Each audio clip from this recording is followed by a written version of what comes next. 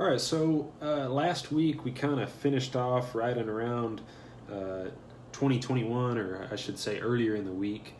A couple things I wanted to go back and clarify that I felt like I could have explained a little better.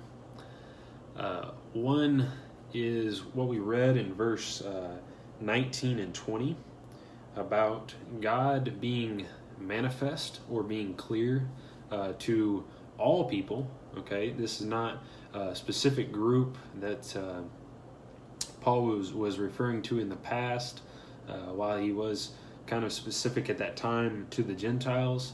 This now refers to all people. Okay, so we all, it's all made clear to us that God is there, He exists. But I want to make clear exactly what we should know about God. I said that we know He exists. We know that He set the earth in order. We know that there is a being, not us, that put all of those things there. He said He has made that clear to us. Verse 19, He's shown it to us. So this is not something we're making up. He said, I made it clear to everyone. And so we've had that choice of either I believe it or I don't, or I'll put somebody else in the throne seat of God. Now, another thing that's important for us to know is this idea of the gospel, this idea of what Christ has done for us. That is not manifest to everyone.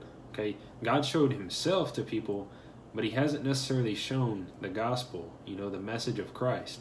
So if we're taking this idea as, well, everyone kind of knows God, they should be able to figure it out themselves. I don't need to evangelize or share that message because God gave them a chance all on their own, and I could add to it, but it's not really important. No, God made Himself clear, and He put us here to share that message with others. I think of Philip and the Ethiopian eunuch. Okay, the eunuch fell in that category of, I know I'm not in charge. I know that God's out there. He was seeking, but he said, how can I understand unless someone shows this to me, explains it to me? There are people out there that they know something. They know they're not in charge, but they're seeking for someone like yourself to share and explain, to understand such a beautiful message of the love of Christ. And so that's what we have to share with people. I want to look at 1 Peter chapter 2, verse 9. I feel like this will help us understand the rest of what we are reading.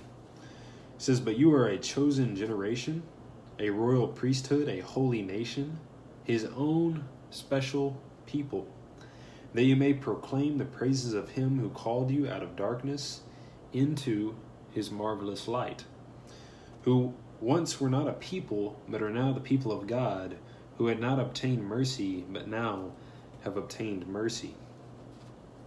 What we're reading in the rest of Romans chapter 1 is this story of people that are in darkness, that they started to turn from God, to suppress His truth through their wrong way of life, and God said that He gave them into that. I guess He could have stopped their spiral out of control, but He said if that's the way you want to go, He allowed them, and it says that they received their due penalty. They got what they deserved, basically, is what that means. And so He's called us out of that darkness. Everyone that's not called out of that darkness is in darkness. They don't see the right way to go. And so He called us out of that darkness, 1 Peter 2:9, and into His marvelous light. So let's pick back up right in about verse 21. It says, because although they knew God, they did not glorify Him as God, nor were they thankful, but became futile in their thoughts, and their foolish hearts were darkened. Professing to be wise, they became fools, and they changed the glory of the incorruptible God into an image made like corruptible man, and birds, and four-footed animals, and creeping things. So It says they knew God, but they didn't glorify him as God, nor did they give thanks to him. Now, this is where it gets into the words that I have to look up because I don't use them often enough. Futile. That word simply means that there is no sense, there is no good outcome coming from it. So their thoughts are leading them nowhere, basically. I read in this commentary here that sometimes instead of thoughts, they have another word in there that basically means reasoning. So one could say that Paul kind of made a play on words, that he's saying their reasoning was without reason. There really was nothing good coming from it. So that's describing how their thought process goes. And then it says their foolish hearts were darkened. That foolishness means, they're undiscerning, they're senseless. They turned out the light that was given to them, that guiding light. They turned it out through their way of living. And also on this idea of being thankful, I thought of back in Acts 17, verse 25, how it says, "Nor is God worshipped with men's hands as though he needed anything, since he gives to all life, breath, and all things." And we know that he gives us so much more than that. He gives us the sun and the rain. He gives rain to the just and the unjust. Why? Why does he give it to the unjust? It's so that they can see him, so that they can see he's providing for them. He's giving them a light to see him, but it says that their foolish hearts were darkened. They're turning that light out through their heart, suppressing that truth of God. Verse 22, it says, "Professing to be wise, they became fools." This concept of fools, it's not like they went through the school system and they got F's in class. It's not the type of thing we're describing here. It has nothing to do with education or smarts or anything like that. To me, I'll be back in just a second.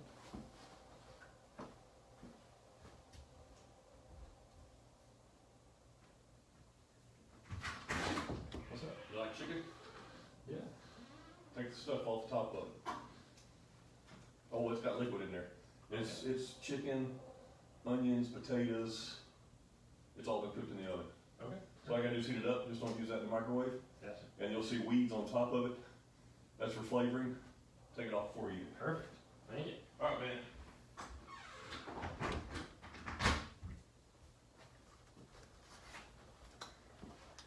Sorry about the interruption. I got people banging at my door. So anyhow, right back to it. Attempt to explain the world and the things in it without God. And so if we're doing that, it's the complete opposite of what we think as wise. Simply, we have to look around us and realize we didn't make this. An intelligent being had to have made this. And so that's the concept we get of wise. I often don't think of myself as wise, but that's it's kind of what it's calling us when we look around and we see the world and we go, God made that. That's what true wisdom is. If we say it's without him, he didn't make it, then professing to be wise, they became fools. This concept of changing the glory of the incorruptible God into an image.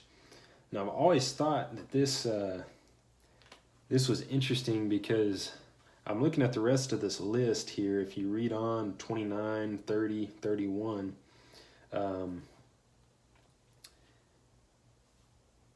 always think that those have to connect, that if you didn't change the glory of the incorruptible God into an image made like corruptible man. I see that more as a thing of the past, although I think it does still exist. None of the things listed here do you have to do all of these things to have been counted as a person that suppressed the truth. What Paul's trying to do here is teach the Gentiles that they are in fact accountable for knowing that God has existed throughout time. While he did not come to them first with his covenant, he gave that to the Jews. He's saying you are accountable for knowing the fact that God exists and knowing right from wrong in a lot of ways.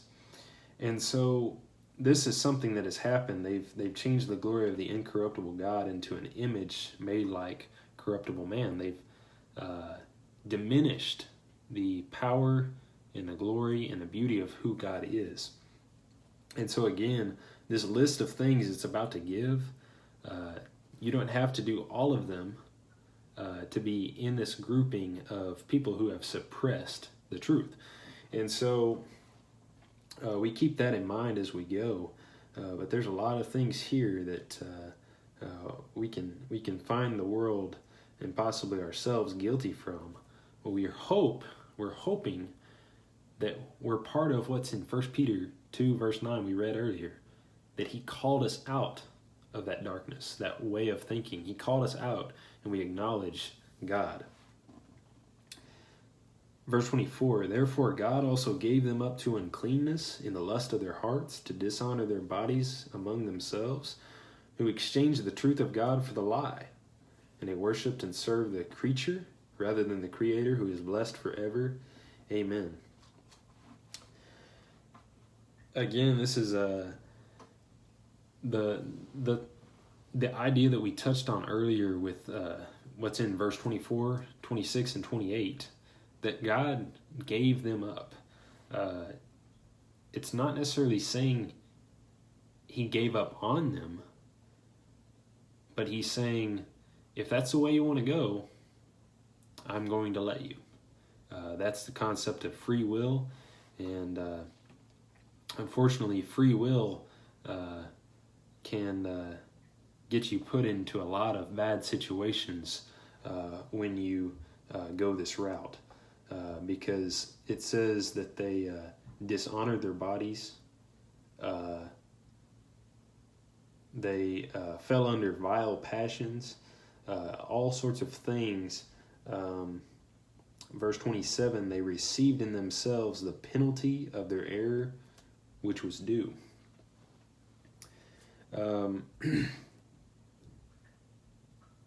This passage reminds me of what's in Isaiah 5:20, the idea of this group of people that they literally called good evil and evil good. And I think that's what's described here in chapter 1, that verse 25, they exchanged the truth of God for a lie. So things that are good, no, that's bad. Or looking at evil things and saying, that's acceptable, that's good. And I really think that our modern world and in times past has definitely looked around and said certain bad things, no, that's okay. Or we've looked at certain good things and said, that's bad. And that's something that's continued throughout time. Many different groups of people have made that same mistake because they're in darkness, because they have not been called into the light. And so, verse 28 again, God gave them over to a debased mind to do those things which are not fitting. This idea of a debased mind, that's another word I had to look up. In some versions, I think it says depraved or debased. Both of those words basically mean unapproved. God is not approving of it. they have an unapproved mind. The things that they think are not right. Now, some versions, I think, say that since they did not see fit to acknowledge God, God gave them up to an unfit mind.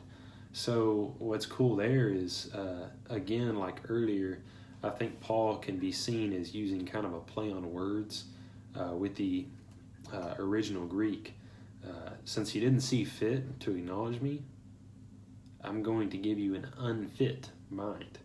And so that kind of gets lost in the translation, but we know it's there.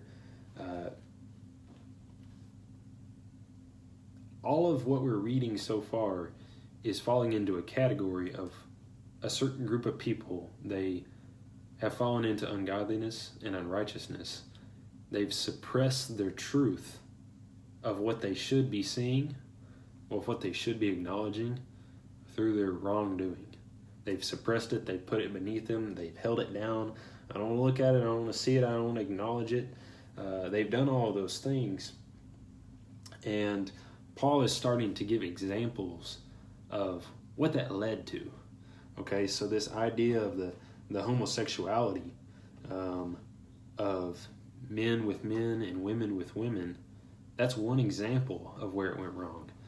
Not the only example, but one of them. That they've literally stepped away from God and they think this is acceptable. They've exchanged the truth for a lie. And they call good things evil and evil things good. I mean, doesn't that sound like modern day America? We've literally taken that and we've said, no, this is good. I mean, popular culture supports this. And so Romans 1 is coming true, just over and over and over again. We still see it today. Now, many will argue that they didn't know, that they were born that way, or that they did not understand who God was from birth, and they looked around at the world and they didn't see a God. I disagree, because God says He's shown Himself to people, and they made a choice somewhere along the way to put someone else in that throne seat, usually themselves. But also we have to understand that first we have to trust that. But Acts 17:30, God says truly these times of ignorance He had at times past He had overlooked, but now He calls all men everywhere to repent. And so there is no such thing as being ignorant, or I was born different, or I didn't know. God doesn't care about the ignorance. He just wants repentance. And so that's what He's called us to. That's the challenge He's put before us. We have to be teachers. We have to be separated. Chapter 1, He is separated to the gospel of God. We're called to be saints, holy. That means set apart. Everything about us is going to be different from the darkness around us. And so we can't blend ourselves into that darkness. 1 Peter 2:9, He called us out of it. Not called us forgiven in it, but called us out of it. And He has forgiven us. He has given us grace and mercy, but He's called us out of these things. Let's continue in verse 29. Continues to give examples and versions that come forth from this unright way of living. It says, being filled with all unrighteousness, sexual immorality, wickedness, covetousness, maliciousness, full of envy, murder, strife, deceit, evil-mindedness. They are whisperers, backbiters, haters of God, violent, proud, boasters, inventors of evil things, disobedient to parents, undiscerning, untrustworthy, unloving, unforgiving, unmerciful. Paul spews off a list of over 20 different groupings of unright ways of living. And I think, again, this is not an exhaustive list. This is just him describing what the world is into. Anyone that doesn't acknowledge God in his right ways, that have suppressed those things, these are the types of things that they get themselves into. And so I think it's good for us to kind of run over this list and kind of give it a close eye, because you could read off those 20 things, but I don't get what each one of those necessarily means without giving it a little bit more time. So being filled with all unrighteousness. That again is circling back to a concept from previously in the passage of wrong living. Okay, unrighteousness means just it's not the right way to live. It's not the right way to live, and so they're filled with that. They wake up in the morning, they don't live right, and so they're filled with that type of lifestyle. That seems very simplistic. Maybe it doesn't conjure up that much of an image of what they're into, but I think it's a catch-all just to get us started. Some versions will list sexual immorality at this point. Some, I guess, don't, maybe because some of it is covered earlier in the passage with the homosexuality, but we see that listed in many other passages in the New Testament of both homosexuality and sexual immorality as being a very wrong lifestyle, listed in some passages where it plainly states that those that are living in that will not inherit the kingdom of heaven. So you see those that make a lifestyle out of that. When we get to heaven, we look around. Those that continue to make a lifestyle of that, we won't see them. I mean, they won't be there. The Bible's very clear on that. And so we want to be calling people out of that, into the marvelous light, into the right way. That is the only way that they'll have a chance. And so we have to be part in spreading that message to people. The idea of wickedness, that carries with it the idea of just being evil, being harmful to other people, wickedness. And so these people are filled with that concept. Covetousness. Covetousness means we just want more. Okay, we look at things, I want that. I've got my eye on that. And when we get that, we have the other things that we want. And that's definitely something that I see a lot of in our world. When we look around, when we wake up in the morning, do we have a list of things that we're seeking after? That next boat, that next car, that next thing, that next house, that's more. Or do we wake up and we're content with what we have? I know sometimes we have to get the next thing, or we have to,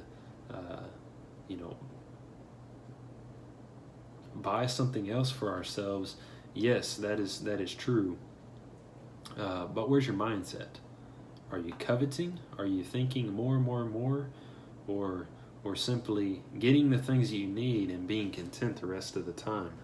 And so we don't want to have a mindset of more. Maliciousness. That has with it the idea of, again, evil, being wicked, things that are bad, and then depravity is another word that comes to mind, and that is moral corruption. And that, especially, I think, in the Greek wording of it, it has with it the idea that this maliciousness is in our heart. And so when it's in our heart, that's what ends up getting spilled out. Full of envy, it says. When we think about full of envy, this is a type of resentment towards others, or not caring for others because of what they have, or being jealous. All of those things are carried in this particular word. And we can't look at any others and be making comparisons or looking at them and what they have and having thoughts that we shouldn't have based on that information. Murder, I think that speaks for itself. But we must remember that Jesus says that if we hate our brother, then we are guilty of murder in our heart. And so that's another thing to keep in mind, that we got to purify our heart as well as not take that action. And so murder fits into this list. Strife. I never can remember what the word strife means, but it means contention. We contend with others. We're quarreling. We're arguing. We're fighting. We don't want to be someone that contends and fights and quarrels with others. It's simply going to lead us down the wrong path. And so, contentious. We have to stay away from strife. Whatever your word is there that's in your version of the Bible. Moving on to deceit. That basically carries with it the idea of liars and cheaters. So liars and cheaters fit on this. Evil-mindedness. You might have the word malice. That's just bad character and evil disposition. You're waking up and you're just thinking evil. You're thinking bad things. Whisperers. Some might say gossips. So people that are just sitting around, whispering, gossiping, saying things behind people's back, which leads into, here in a second, the next one's backbiters. And I think those two go hand in hand. I think that's why they're listed together. But that's someone that slanders another person, that makes up things about them or puts them in a bad situation through what I say and what I do behind that person's back. That also makes the list. Again, we stop in the middle of this list. What it's trying to tell us is that we should know that that's wrong. Every man and woman that lives in this world should know that these things are wrong. And that's why we're stopping and looking and saying, what do these things mean? But when we get into the action, it's not so much knowing the word, but when we get into the action, we should know, well, that was wrong. And a lot of these end up, we're hurting ourselves, but we're hurting another person. And so we're not honoring God. We're not honoring others. Those are the greatest two commandments. That's what all this boils down to. And so these are things that we should have known. Boasters, violent, proud, haters of God. We're taught that we as Christians, we can't boast about anything except for Christ. And that's something we have to keep in mind here. We can't boast. We can't be proud.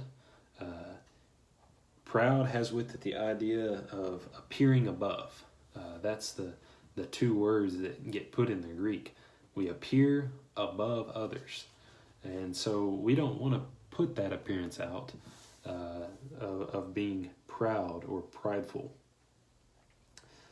Inventors of evil things. I like this one. I always thought this was reminds me of Genesis when God was creating the flood, where he says that every thought was only on evil and continually. That has with the idea of they were evil-minded, but I think that they created ways of doing evil. And we see that more and more every day as people are, I guess they're creative in ways to commit evil. Disobedient to parents. This is always the oddball that's mixed in there. that doesn't seem nearly as bad as some of these others. But it has with it the idea that you can't persuade this person. I mean, it's a stubbornness, it's a disobedience, there's no submission there, and again, this is something that we should know is wrong. Again, I think that young children, they're guilt-free, but there comes a point where they know I shouldn't be disobeying in this way, and they commit those acts, and they should know that that's wrong. Undiscerning. That takes me back to verse 19 on my previous page, where it says, "What may be known of God is manifest in them, for God has shown it to them." So God's shown that this is clear, that this is wrong to them, that He exists. He's shown the right way, but they didn't discern it. They chose to not discern that, and it leads down this path: untrustworthy, unloving, unforgiving, and unmerciful. So at first it was, what am I doing to other people? Now it's become, what am I not doing for them? I should forgive them. I should have mercy. I should love them. Again, this is all listed in a list of things that we, by our very nature as humans, whether we knew the gospel of Christ, we should have known these things, that they were right to do. God has shown it to us. It's in our conscience. It's in each person. We should know. Verse 32, and we'll finish with this. "Who, knowing the righteous judgment of God, that those who practice such things are deserving of death, not only do the same, but also approve of those who practice them." These people know what the right way is, but they've gone so far from it because they've suppressed the truth. They've exchanged the truth for a lie. They've called evil things good and good things evil. They know what's right. They know what's wrong. Some versions use the word ordinance here, and this is a very big key that I think if we miss anything else, we need to make sure we get this. That Paul is speaking to the Gentiles. He's going to go back and forth with the Gentiles and the Jews, but right now he's speaking to them because they're saying we didn't have the law, we didn't know what was right and what was wrong. He's being very clear. Yes, he did. God made it clear. He uses the word ordinance here. Some say righteous judgment, some say ordinance. I like ordinance better because it shows us, I think what the true idea there is expressing, that God made it clear, not in a covenant, not in a law, but just He made it clear what the right way was without having the giving of the law. That conscience is there that we have. And it says that we know that those who practice such things are deserving of death. And not only do we do them, we approve of those who practice them. Again, that's modern day America. Even if we haven't fallen into homosexuality, how many people look at that? We should know it's wrong, but we approve of those who are doing it. That's happening all over. I mean, that's happening all over our very country. A country that is supposed to stand on God. And so we see the downslide, the walking away, the suppressing of the truth of God, of what is right, and exchanging that. Okay, it's like we've bought and sold. We've exchanged that truth for a lie, and expressed that things that are not okay have now become acceptable. Well, as we look at all that, it's kind of depressing. I want to close in this, that again, a lot of bad, a lot of evil, a lot of sad things that are going on, people not making the right choice. How special is it that God called us out of this? He says, you don't have to stay in that. I've called you out of that darkness and into my marvelous light. I want you to look at what this very lesson is titled, this Facebook Live, is we've been called to the gospel. Why do you think Paul said in verse 16, I am not ashamed of the gospel? Because he was in that darkness. He's been called out of it. He's been forgiven. He's been loved. He's been shown mercy. The man has nothing to be ashamed of, and neither do we if we truly understand what God has called us into. And so that's why I chose that naming. I didn't name this chapter the Paul's famous list of sins, because that's not the focus. While it does take a long section of the chapter, his focus is on the gospel and what people have been called out of. And we don't have anything to be ashamed of. And so when we're called apart, when we're different, when we don't participate in this, we don't have to have any shame for that or be embarrassed for being different, because it's God's right way.